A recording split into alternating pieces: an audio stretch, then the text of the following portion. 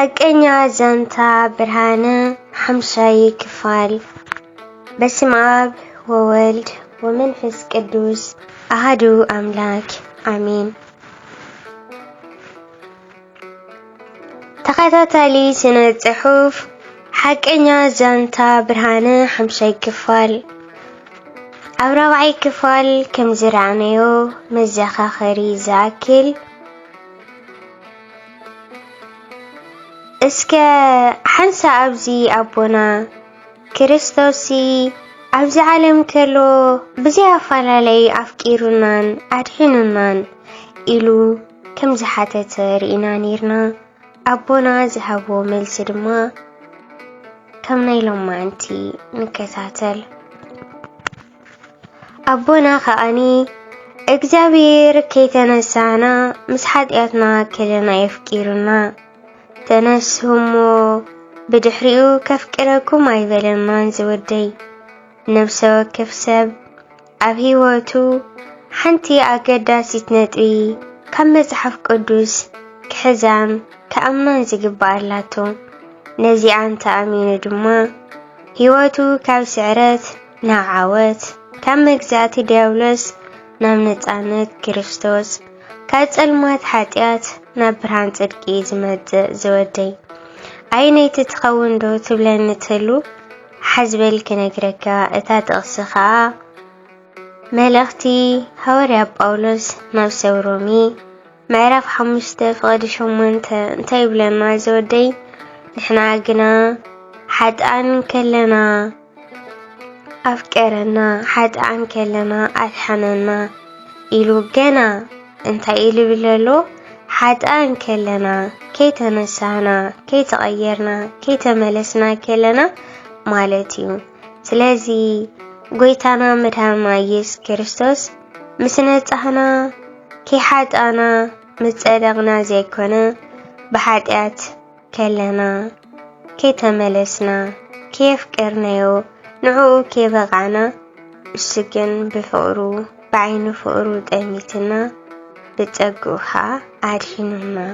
ስለዚ ክርስቶስ ምስ ሓጥኣና እምበር ምጸደቕና ኣይኮነን ዘፍቀረና ዝወደይ ክርስቶስ ኣብ ክንዳና ሞይቱ እሞ ኣምላኽ እታ ኣባና ዘላቶ ፍቕሪ በዚ የርእየና ኣሎ።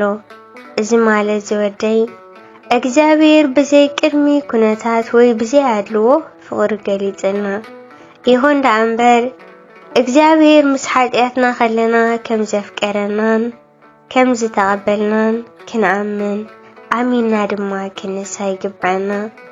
እግዚአብሔር ሓጢአተኛታት ከለና ከም ዘየፍቅረና ከም ዘይቀበለና እንተዘይኣሚንና ግና ክንሳሕ ይኸብደና እዩ ዝወደይ።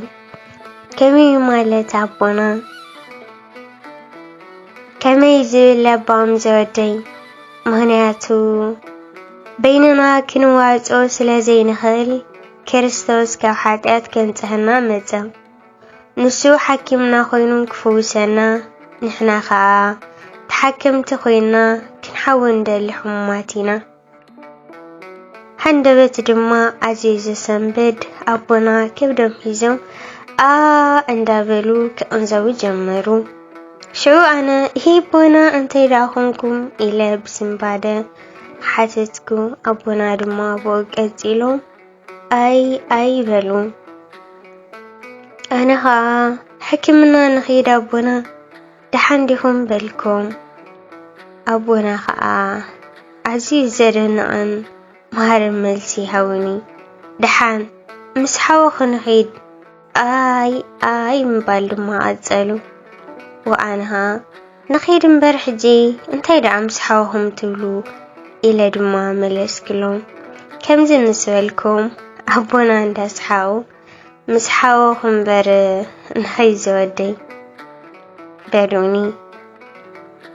ሽዑ ኣነ ድማ ተረዳእኒ እሞ ፍሽኽ እንዳበልኩ ኣሰንቢርኩምኒ እንዲኹም ኣነ ክተመሓላልፍዎ ዝደለኹም መልእኽቲ ግና ብቐሊሉ ተረዲእኒ ኣሎ ኣቦና። ቅድሚ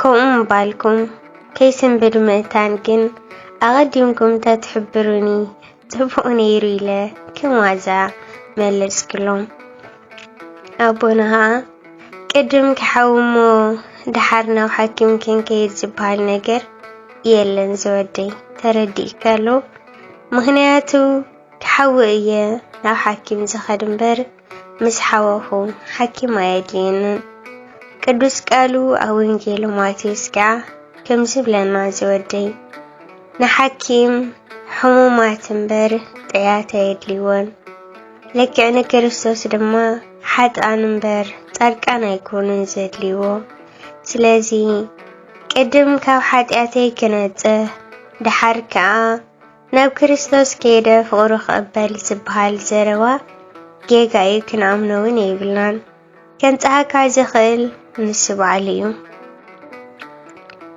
هو أوتيا في حديات ندودوكم اجزابير كيف كرانيو مال الديو بونايلة حتى يقتلكم أبنان أوان حدياتك عوزي بزحلو اجزابير كأزيار يفكرك كمتي أورومي معرف 5 فقد إسرات تحيف الزلو أبتي حديات زعزة جنا أو تتسقى أزيو عززا بزحن يبلنا زودي